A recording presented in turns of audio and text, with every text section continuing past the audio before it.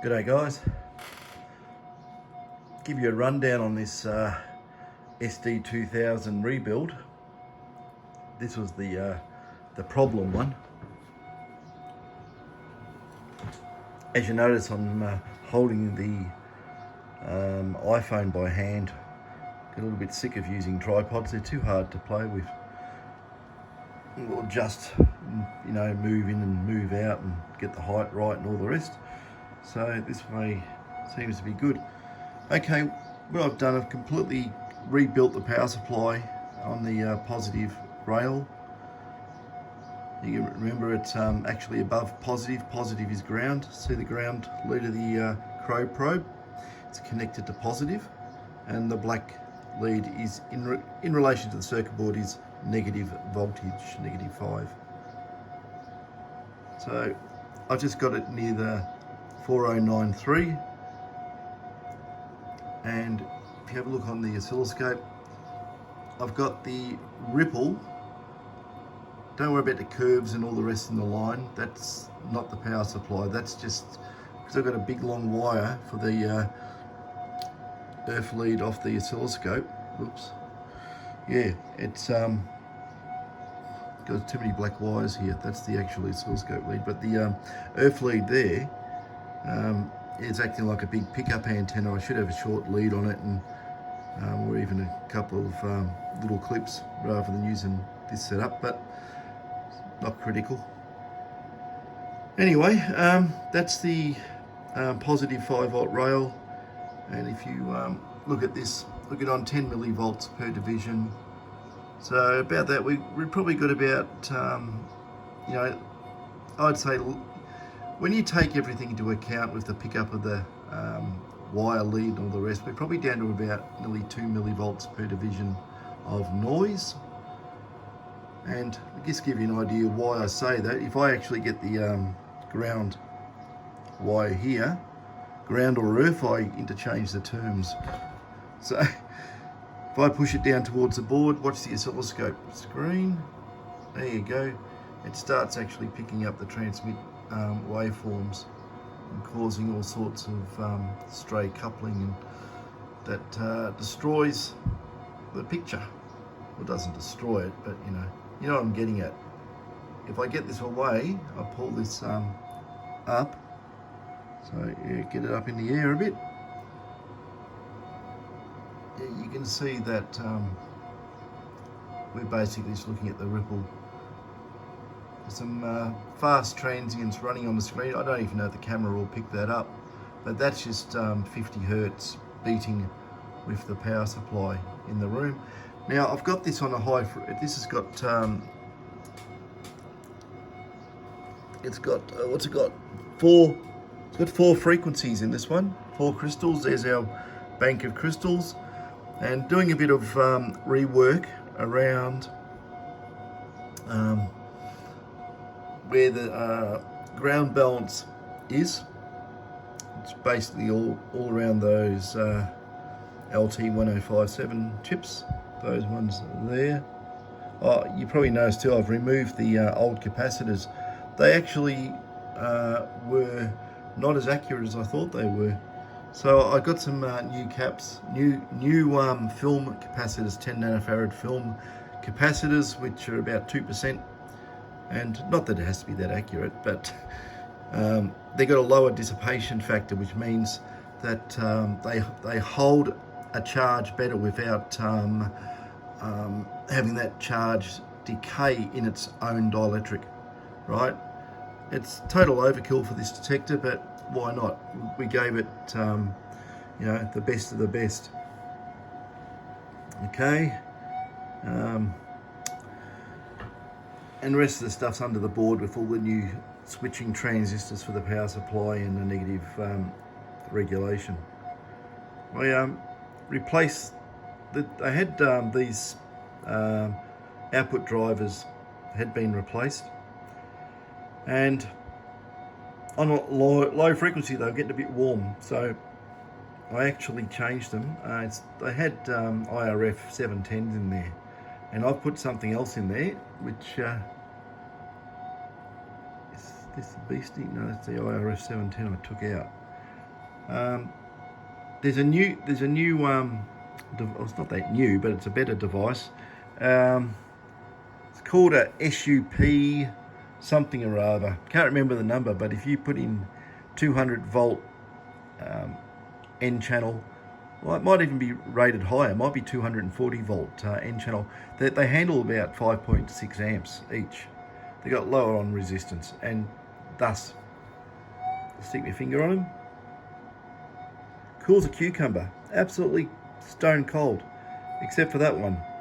That dissipates a little bit of energy, trying to clamp the flyback voltage and hold it under 200 volts. I haven't set that properly in the board yet. I just tacked that on. It's the same transistor as I'm using here, because I think it does have an IRF 710 there as well, and yeah, it gets fairly stinking hot. Be careful. I'll tell you this too. Be careful. People don't realise this with metal detectors, especially these things, right? You got to remember, between the leads here, not that one, it's a gate, but over on this side, right, and the case, got to be careful that if you come into contact with this and any other part of the board, or the earth return or anything, and stick your finger on the back of those legs, you're going to get 185 volts straight through you. And I actually did it today, and it just reminded me not to be blasé of these detectors. It actually went whack in my hand and gave me a bit of a dead hand from it. But yeah, be careful. Just be careful, because the voltage. Everyone thinks, oh yeah, it's just pulses. It's not pulses. It's actually stored in this capacitor, right? I think that might be 10 microfarads, and 185 volts across you can stop your heart, right?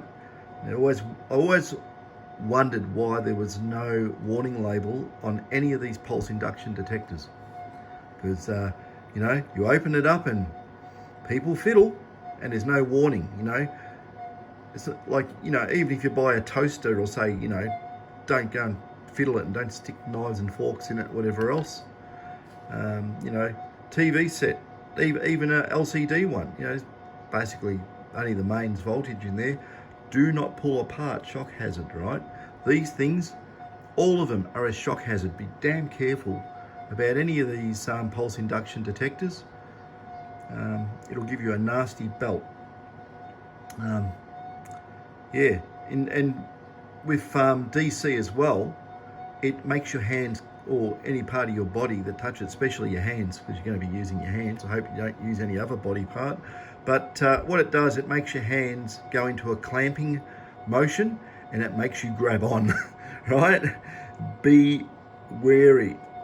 I used to work on a lot of valve amplifiers years ago, and also TV sets that used to have valves in them, or we'll say electron tubes. And those tubes, you'd easily have like 700 or 800 volts on the anodes.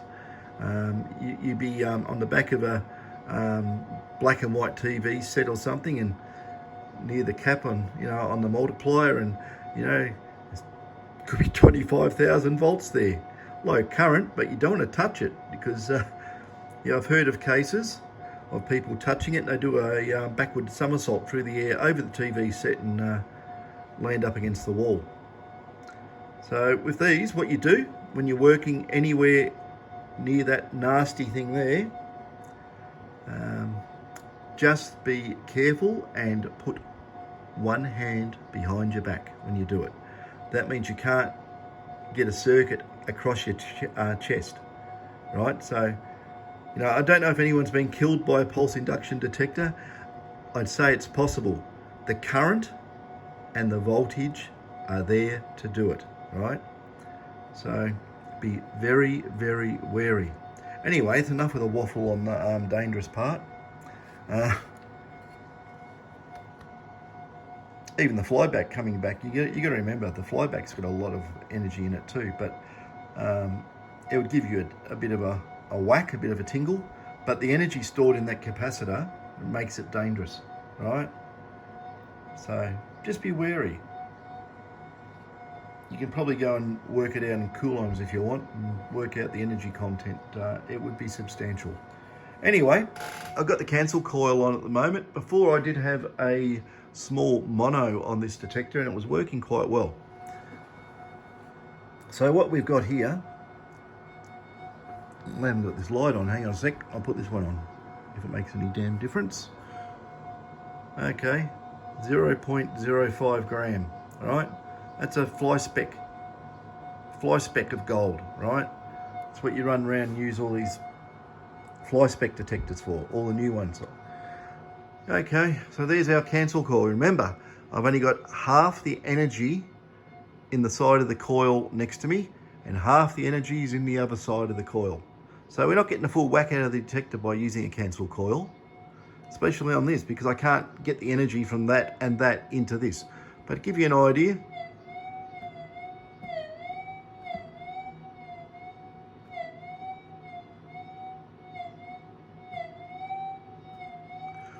so that, I'm not sure what that's running frequency wise. It could be about 3.5 megahertz, 3.6 or something. So we'll go to the 0.1, 0. There we go, turn it around that way. 0.1 gram speck of gold.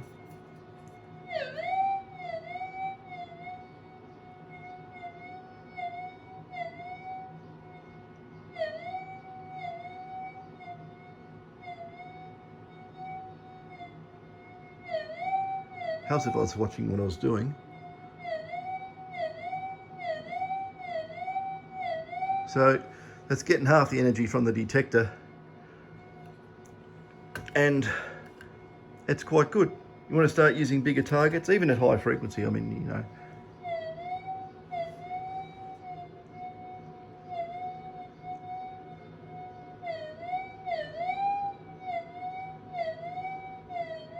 You know, I'm way above the coil. I'm up in the air here somewhere.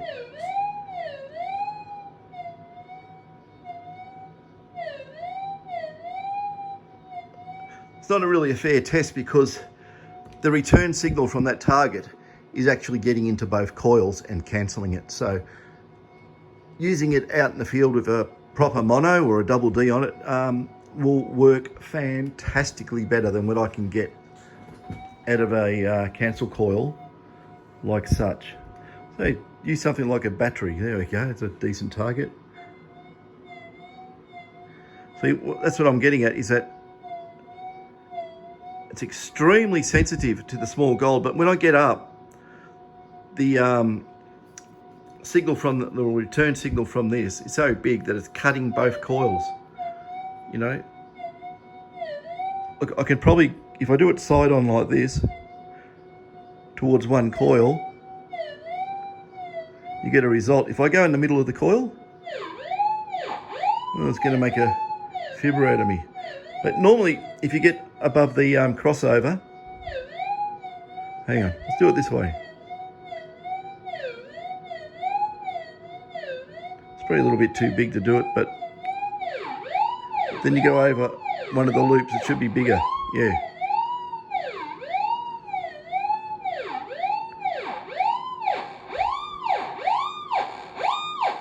Oh, I was getting too close to it then. I think I was dropping my hand down. But, you know, if you've got a small target, I've got to find something. I don't want to use, I'll use a 0.1. But, you know. Now, if I get in the middle, I'll show you. I've got to use a small target to prove this. Otherwise, there's just too much stray energy from the target getting into both coils and all goes pear-shaped. Okay. I can touch the center of the coil. That's a 0.1. I'll do it this way. I don't want to put the little bit of gold directly on, but I'll do that. If I get the exact center, there's no pickup, right? You start wandering away.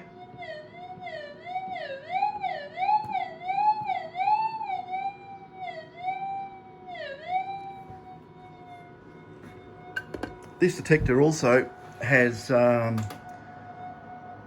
some gain adjustment on the ground balance there. Well, yeah, it's in channel 1, channel 2. So you can actually increase the gain, or ground balance injection gain on this. That's not, I didn't do that, but someone else did, and it works. But you know, out in the field, you know, you'd have to probably adjust it to, you know, fine tune your ground balance, and it should work as long as you adjust them exactly the same. But like I say, that's a high frequency. Let's go into low frequency.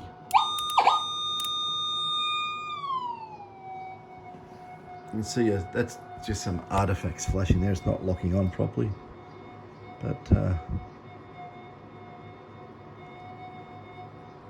yeah, as you can see, it's picking up a lot of energy from the detector. And if we look at that now, if you can actually look at that, that's probably 2 millivolts of noise on the supply rail. That's nothing. Anyway, I'm into number 1 position. I would say that might be probably 1.8 megahertz or something of that nature. So if we get a large target, now so we'll get this thing, the thing I use to clean up the soldering iron.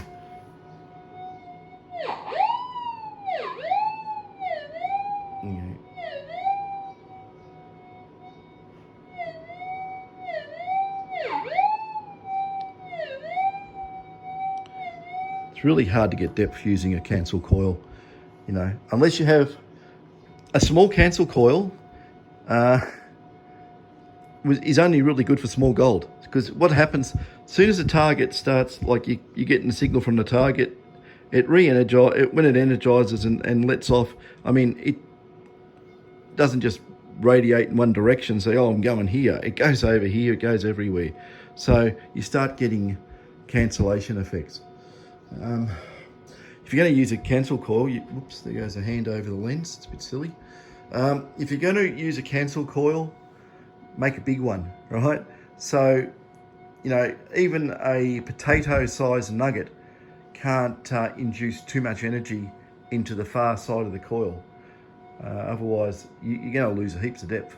But in certain circumstances, you know, it might be the only choice you've got in areas of really high interference. Like you can get a cancel coil, even a fairly big one, you can work directly on the power lines with it, because the field from the power line it spreads across the coil nicely and it totally cancels out. You know, you might get a bit of stray pickup if your lead's a bit dodgy or something, but normally you can muck around, change the crossover a little bit, and if you do that, you can null out all the noise. But this was a lot better when I was using it on even a small mono coil. It was working really well. Actually, I'll just do that. I'll turn this off and I'll stick it on the small mono. And you got to remember too, I've got everything on in here, so there's power everywhere. God, that's tight. Hang on. Oh, there we go. There goes my multimeter leads, fell down. The other thing too, got to do 2 hands for this, camera's going everywhere. When you're testing with coils, don't have other coils like that lying around near it, because the things will couple and it'll start making signals. It'll couple from quite a distance. If you're, okay, look at this, there we go, we've got a mono.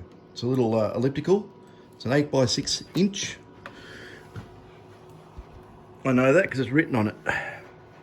Anyway, we'll get the get this, stick that in there. So this is where using a tripod does come in handy.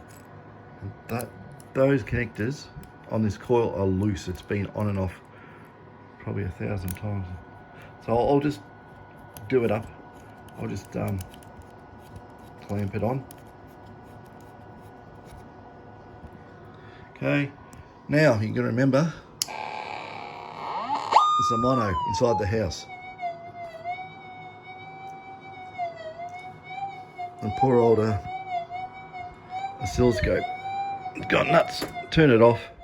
What I'll do,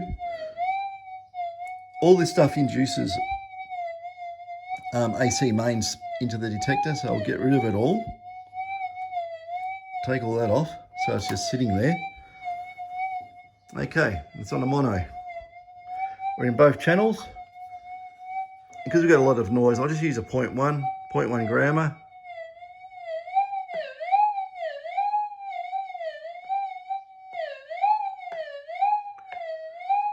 You know, it'd be a lot better outside. The other thing too, it's on a low frequency. I'll just give you an idea what this does on high frequency. When running a high frequency crystal. So I'll just turn it around. Now, as you can see, it's very sensitive, even in the noise. You know, we'll use a 0.05 one.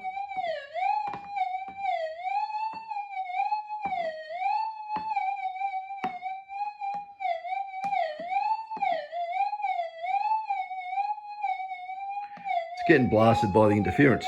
But actually, I tell you what, if you actually had this on a GP or a GPX type detector, you'd be really surprised that the amount of interference would overcome the signal off that. This is actually working better.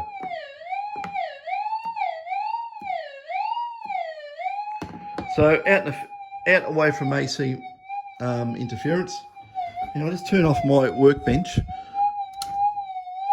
Doesn't make any difference. Or is it picking it up from further away? Doesn't make any difference. Maybe a bit.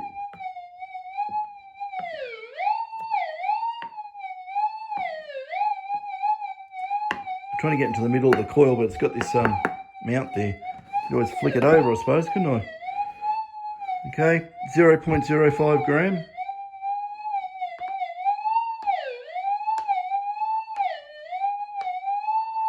Get the phone away from it, it's probably upsetting it. But you know, that's asking too much inside the house. 0.1 gram, 0.1 of a gram.